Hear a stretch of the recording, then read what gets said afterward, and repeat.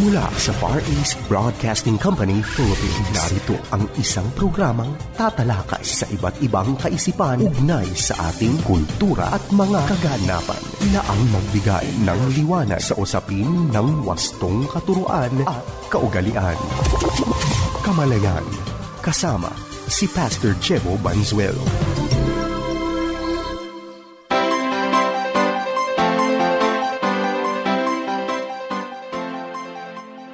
Isang mapagpala at mabiyayang araw, mga kapatid. Kumusta na po? Kumusta sa mga nasa daan sa mga sandaling ito? Maraming salamat sa inyong pagsama sa ating pag-aaral. Ito nga po ang programang Kamalayan at tayo po ay napapakinggan sa FEBC Radio TV, napapanood sa Facebook Live at YouTube channel ng 702 DZAS FEBC Radio TV, gayon din sa Channel 185 sa GCTV. Yan po ay tuwing linggo alas 7 hanggang alas 7:30 ng umaga. At pwede tayong masubaybayan sa iba't ibang mga partner stations mula po Luzon, Visayas, and Mindanao. At muli maraming salamat sa inyong pagsama sa ating pag-aaral. Tayo po ay magtutuloy-tuloy na sa ating pagtatalakay at pag-uusapan po natin yung topic na unity. At kagaya po ng ating natalakay nitong nakalipas na mga lessons natin, nakita natin na napakahalaga nito dahil una, bilang isang mananampalataya, kung anuman ang kailangan natin para tayo po ay maging bahagi at makibahagi, to be a part and to participate, binigay sa atin ng Panginoon. Kaya nga, ang sabi po sa Philippians 2:13, "For God is working in you, giving you the desire to obey and the power to do what pleases Him." So, ibig sabihin po nito, talagang bawat isang mananampalataya ay meron pong kakayahan upang tayo po ay hindi lamang maging parte, kundi tayo po ay talagang maging kagamit-gamit sa gawain ng ating Panginoon. Kaya nga napakahalagang bigyang diin, ito pong sinasabi sa Ephesians 4:16. Ang sabi ho ng passage, He makes the whole body fit together perfectly. As each part does its own special work, it helps the other parts grow so that the whole body is healthy and growing and full of love. Napakaganda, habang maayos na gumaganap ng tungkulin ang bawat bahagi, ang buong katawan ay lalago at lalakas. So, ibig sabihin po, ang susi sa kalusugan ng isang iglesia ay ang maayos na pakikibahagi ng bawat isa. Kaya nga, ito ang hamon ngayon para sa atin. Tayo ho ba ay nag-step up para tayo po ay makibahagi sa ating iglesia? Natutunan natin sa isang pag-aaral na pag sinabi pala nating unity, hindi lamang po ibig sabihin nito na walang gulo, walang conflict. Ang ibig sabihin po nito, merong tinatawag na active participation. Nangangahulugan niya na hindi lang tayo parte, kundi meron tayo talagang ginagawa para mag-contribute sa ikasusulong ng isang iglesia. At ang good news po dyan, ang bawat isang mananampalataya ay binigyan ng kakayahan, yan po ang tinatawag nating spiritual gifts, para tayo po ay mag-contribute. Ang nakakalungkot na reality, hindi po lahat ng mananampalataya ay intentional sa pagtuklas, pagdevelop at paggamit ng mga kaloob na ito. Kaya nga, minsan po akala natin pag marami ang dumadalo, healthy ang isang iglesia. Hindi po. Hindi ho yan nasusukat sa dami ng dumadalo. Ang tanong po, ilan sa dumadalo ang merong partisipasyon? Sa Amerika, meron pong pagsusuri na ginawa ang isa sa mga itinatagpong organisasyon para tingnan ang kalusugan ng kanilang mga iglesia. Yan po yung Barna Research Institute. At sangayon sa kanilang survey ay 20% lamang ng isang iglesia ang gumagawa ng 80% ng responsibility. Can you imagine, Isang buong iglesia, ang gumaganap lang ng tungkulin ay 20%. Hindi ko alam sa Pilipinas kung ano pong statistika, pero nakakalungkot isipin kung maliit na porsyento lamang ng dumadalo ang gumagawa ng marami sa mga gawain. Ibig sabihin, ang iba po ay talagang attenders lamang, they are spectators, and basically no participation, no involvement, no input, and no contribution. So mahalagang maunawaan natin, hindi ganyan ang disenyo ng Panginoon sa church. Ang nais po ng Panginoon sa isang iglesia ay magawa ang kanyang kalooban, at para mangyari ito, ang bawat parte ay dapat merong partisipasyon. Kaya nga, kung babalikan natin yung sinabi sa Ephesians 4:16 from another translation, ang sabi po, under His direction, the whole body is fitted together perfectly. As each part does its own special work, it helps the other parts grow so that the whole body is healthy and growing and full of love. Ilang bagay po. Number 1, there is one direction. Isa lang. Kaya importante talaga inaalam natin ang kalooban ng Diyos. Kasi hindi lahat ng good idea ay God's idea. Minsan yan nakakatakot pagka hindi natin inaalam ang kanyang kalooban, mahahati-hati tayo sa ibang direksyon, iba-iba ng gustong gawin. So there is one direction because we all submit to the Lordship of Jesus. Number 2, ang bawat isa or everyone is doing his or her own special work. Bakit sinabing special work? Dahil ito po ay tungkulin na gagampanan mo sang-ayon sa kaloob na binigay sa iyo. Kagaya po ng ating nakalipas na mga pag-aaral, binigyang diin natin ito dahil ang isang malaking problema, yung bang meron tayong mga kaloob, pero hindi tayo naglilingkod sa larangan ng ating kaloob. Ibig sabihin, halimbawa may gift of teaching ka, wala ka sa teaching ministry. Nasa ibang ministeryo ka. So pagka ganun po, medyo may kalituhan kung saan tayo, medyo may panganib yan Bakit? Una, tandaan po natin, kung saan ka gifted, doon ka dapat naroon, doon ka gagamitin. Bakit kaya ka nga gifted doon? Dahil yun ang kahusayan na ibinigay sa iyo ng Panginoon. Yun ang purpose mo. Ang problema, pag wala tayo doon, syempre, the more you stay away from where you should be, the less time you spend doon po sa dapat mong kinalalagyan. Or maybe no time to spend doon sa dapat mong kinalalagyan. Pangalawa, yung panganib na dahil nga na-misplace ka, sigurado meron kang pinasok na tungkulin o katungkulan na marahil po ay hindi para sa'yo. Kaya palagi nating sinasabi na, kung ikay nagsisimula sa ministeryo or kulang sa mga nag-i-involve sa ministry, maaaring pwede nating sabihin na yun pong marami tayong ginagampanan na hindi naman natin area of giftedness. Acceptable under those conditions. Pero pag tayo po ay napermanente na dyan, napanganib. Yung taong dapat nandun, nawawala ng puwang, ikaw na nandoon, wala ka dun sa dapat mong kinalalagyan. Di ba? Talagang nagkakaroon ng chain reaction. Kaya importante talaga na ating inuunawa ito kasi kailangan alam mo yung spiritual gifts mo para alam mo kung saan ka. Now, gusto lang nating linawin, Ibig bang sabihin nito na permanently doon ka na? Well, maybe and maybe not. No? Bakit? Anong mga sirkumstansya yung maybe not? Well, una, may mga kaloob po na taglay natin pero merong tamang panahon para doon. Halimbawa, merong tinatawag na gift of leadership, gift of administration, na paminsan po, kung ikaw ay bata pa, taglay mo na ito, pero marahil nagagamit mo in some ways, in some limited ways, pero dahil nga sa kamuraan ng edad or marahil ay bago ka palang mananampalataya or marahil ay wala ka pa talaga sa tamang season, maybe yung kaloob na yon ay hindi mo na yon ang magiging tuon ng iyong paglilingkod. Ibig sabihin, taglay mo yan, kaya lang hindi ka mabigyan ng pagkakataon para doon dahil wala pa sa tamang panahon. So, kaya paminsan, nagkakaroon ng shift. Depende po sa season.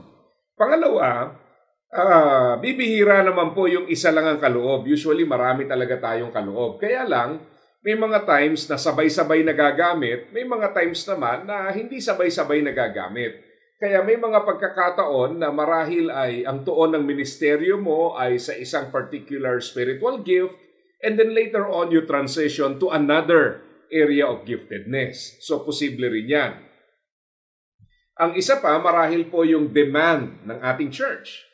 Naalala ko po nung kami ay nasa aming church dati, nung ako po ay nagsisimula pa lang sa ministeryo, wala Ang talagang ministeryo po na masasabi naming nung time na yon ay kadalasang doon ka malalagay is either music ministry or teaching.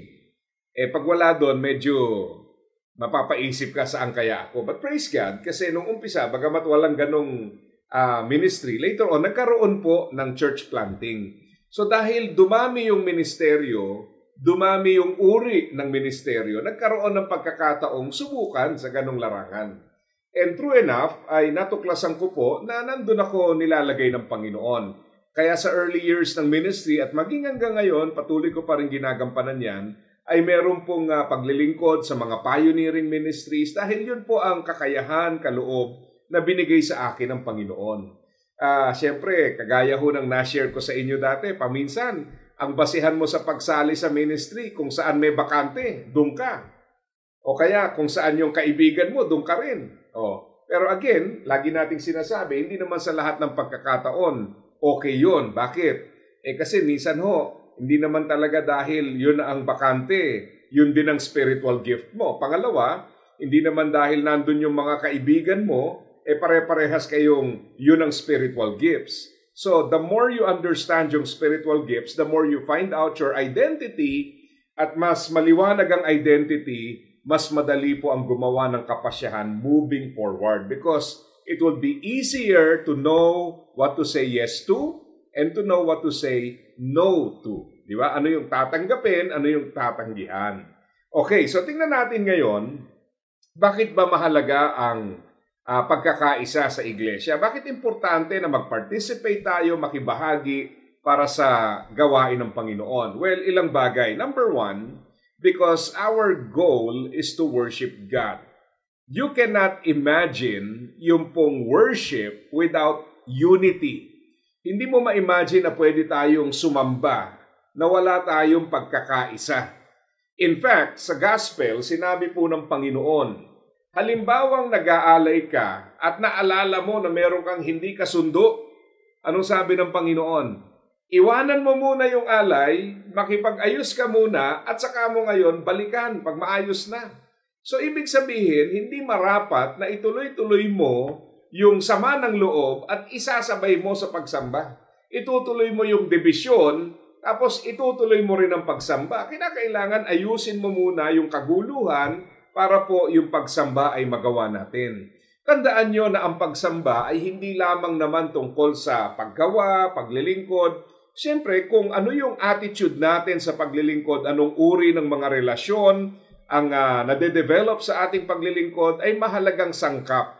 Kaya yung unity is very important. Sabi nga ng isang author, it is impossible to worship God and remain unchanged. The best indication that we have truly worshipped is a changed heart. Hindi daw pwedeng sambahin ng Panginoon na hindi tayo nababago. Ang pinakamainam na palatandaan ng isang buhay na tunay na sumamba ay ang pagbabago. Di ba? Minsan mapilit tayo. Yung sama ng loob, sinasabay natin sa pagsamba.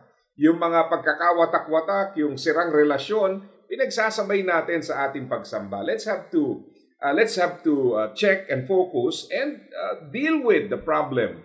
Ayusin natin. Huwag yung sasabihin natin, total, may kaguluhan, huwag ka na magsimba. Hindi ituloy mo ang pagsamba, ang alisin mo yung kaguluhan.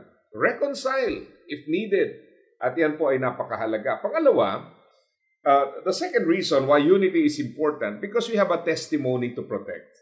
Alam niyo po, merong nakapagsabi na paminsan daw, mas mahirap yung naglilingkod tayo na sira na yung patutuo ng iglesia kaysa yung nagsisimula pa lang. Sa ilang punto, totoo po yun kasi pag nasira ang patutuo ng isang iglesia, napakahirap bumangon. Yung kredibilidad ng isang iglesia ay napakahalaga. Now, don't get me wrong, makapangyarihan ang salita ng Diyos. At syempre, hindi naman yung pagkatao natin ang nagbibigay ng authority sa Word of God. But definitely, yung presentation natin is affected by our credibility. Kaya mahalaga po that we protect that testimony. Sa paanong paraan? By striving to become better Christians, better followers of Jesus. Kaya ho yung unity sobrang halaga eh. Hindi lang ito basta yung meron tayong pagkakaisa dahil walang gulo. Ang idea po nito ay talagang meron tayong active participation at tinitiyak natin na habang tumatagal, lumalaon, we are growing in our relationship with each other. Napakaganda nun eh. Sa totoo lang, ito palagi ko sinasabi pag nagsasalita ako sa mga anibersaryo, lalo na pag matanda na yung iglesia. Hindi naman talaga pwedeng tatagal ka sa ministry na hindi ka nasasaktan. Yung ministry po exposes human limitation and weaknesses. Nakikita mo yung kahinaan ng iba as you minister, nakikita mo yung kahinaan mo as you minister. Yan ang reality niyan eh. Kaya bandang huli, naglalantaran yung mga kahinaan na yan, dadaling ka sa punto na to move forward, you must make a choice. A choice to pray to God, Lord, more of you, less of me. More of you, less of me. So ganyan po. Pangatlong bagay po, because we have fellow believers to edify. Yung salitang edify is a very good word. Na ang idea, ang kaisipan po nito, is to build up. Ang calling natin is to build up. In fact, tayo po ay pinagkalooban ng spiritual gifts so that we can contribute to the building up of other believers. Ngayon, mahalagang maunawaan, bilang makasalanang tao, kadalasan po, hindi yan ang oryentasyon ng isip natin. Ang gusto natin, tayo po yung pinagmiministeryohan, tayo ang pinagpapala, hindi yung tayo ang nagmiministeryo, hindi yung tayo ang nagko-contribute sa ikalalago ng iba. Now, when you say edify, ang ibig sabihin po nito is contribute in such a way na yung mga taong pinaglilingkuran natin ay lalago, lalakas, titibay sa pananampalataya. Yan ang idea po ng edify. Hindi ho yung nagsisiraan tayo, nagtuturuan tayo, kung ano-anong mga maling pag-uugali, at yun ang napopromote. Hindi po. Sa mundo ganyan. Di ba? Nangingibabaw po yung pagiging makasalanan, nangingibabaw po yung siraan, pero dapat po as believers, we have to be conscious of edifying one another. Okay? So very important po yan. We have fellow believers to edify. Number 4, because we have a mission to fulfill. Meron tayong layunin eh. Ang iglesia po ay hindi nag-i-exist para lang magsama-sama tayo, tapos na. Masaya tayong lahat. Hindi po. Kailangan nating maintindihan, yung iglesia ay instrumento ng Panginoon. Hindi doon nagtatapos. Hindi ho tayo tinawag para lang pag naging parte tayo doon, tapos na. Hindi po. Ang church, may calling yan eh. Tinalaga ng Panginoon so that we reach out to the lost. Yung Great Commission na tinatawag. We have to go and make disciples of all nations. Now, pag ang isang iglesia po ay walang kalusugan, ang ibig sabihin, pag hindi po ginagamit ng bawat isa ang kanilang kaloob, hindi na natin makikita yung pag-abot sa iba. Bakit? Problema pa lang sa loob. Nakatali na tayo, ubus na tayo. Paano pa yung lalabas tayo? Di ho ba? Parang walang kaibahan yan sa mag-asawa. If you are pain-oriented, if you are past-oriented, you cannot be potential-oriented and possibility-oriented. Kaya kinakailangan talaga ma-realize natin na part ng journey ng Christian life is to deal with the past, to deal with the pain. Para po maging possibility-oriented and potential-oriented. Kaya pagka ganun po, makikita mo, pag malusog ang iglesia, nakakahayo eh. Hindi ba yung early church? If you go to Acts chapter 6, ang introduction doon, merong rumblings of discontent. At sa sentro ng rumblings of discontent ay yung pong mga apostol na pag binasa mo yung earlier chapters ng Book of Acts, makapangyarihang ginamit ng Panginoon sa preaching and teaching ministry. Bakit nagkaroon ng rumblings of discontent? Ang reason po doon dahil itong mga apostol na ito nag-transition sa panibagong ministry. Ano po yun? nag-aalaga na ng balo. Hindi po masama yung ministeryo na yon. Kaya lang mahalagang tandaan natin na hindi iyon ang kanilang area of giftedness. Kaya nangyari na napabayaan nila yung dapat nilang kinalalagyan at paglilingkod at natuon sila sa ministeryo na mahalaga pero hindi sila ang dapat tumatao doon. Kaya nga mapapansin nyo yung kalusugan nag-deteriorate, yung kalusugan ng iglesia. Bakit? Yan na nga, nagkaroon na ng kaguluhan, rumblings of discontent, marami ng reklamo. At bakit naging unhealthy? Kasi yung dati nilang nagagawa, hindi na nila nagawa, nakatali nga kasi sila rito. Ang isa pa, pag walang nag-step up, habang dumadami po ang gawain, mas lalong dumadami yung trabaho na gagampanan ng mga apostol. Pero the good thing is this, diyan ho natin makikitang tinalaga yung early church deacons, yung mga first deacons. At sila po ay gumanap ng tungkulin. Kaya pag binasa mo yung Acts chapter 6, makikita mo bandang dulo ng portion na yon, sinasabi ron, muli na namang lumago. Bakit? Kasi yung mga apostol nakabalik sa dati nilang ministeryo dahil may sumalo ng ibang ministeryo. The church became healthy again. Bakit? Dahil ang bawat isa ay maayos na nakakagawa ng kani-kanyang mga tungkulin sang-ayon sa kaloob na binigay ng Panginoon. Lumago na naman. Kadalasan po, pag hindi na tayo lumalago, either qualitatively or quantitatively or both, sa bilang at sa uri, alam nyo po, kadalasan matetrace nyo.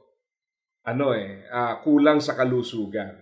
Ayaw mag-step up, ayaw gumanap ng tungkulin ng bawat isa, paminsan po may mga personal issues, paminsan po ayaw maglingkod, pag si ganito ang kasama, pag ganyan po nangyayari, we hinder the progress of the church.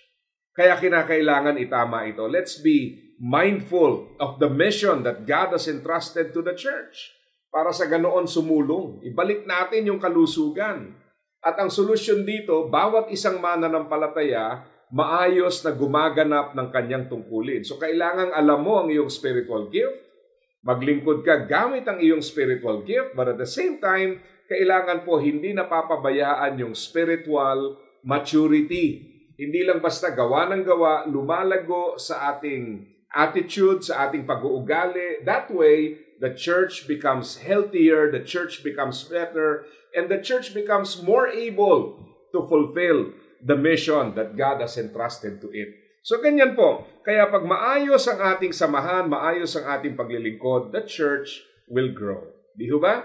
Kaya napakagandang isipin, napakagandang tingnan. So, nawa maging hamon sa atin ito na maging intentional sa ating paglago. Dahil ang totoo, yung nangyayari sa personal na buhay spiritual mo ay may epekto sa kabuuan ng iglesia. Ganun po yon. Kaya mahalaga ang bawat isang mananampalataya mag-step up at gampanan ang tungkulin. So muli, ito po ang programang Kamalayan na napapakinggan sa FEBC Radio TV. Tayo po ay napapanood sa Facebook Live at YouTube channel ng 702 DZAS FEBC Radio TV. Gayon din sa Channel 185 sa GCTV. Ito po ang inyong lingkod, Pastor Jebo Banzuelo. Pansamantalang nagpapaalam at nagpapaalala sa bawat isa na ang buhay na ginagamit ng husto at wasto ay walang pagsisisi pagdating sa dulo. God bless po sa inyong lahat. Iyong napakinggan ang Kamalayan. Para sa iyong mga tanong, komento at suhestyon, mangyaring bumisita sa ating Facebook fanpage, Kamalayan FEBC, o mag-email sa kamalayan@dzas.febc.ph.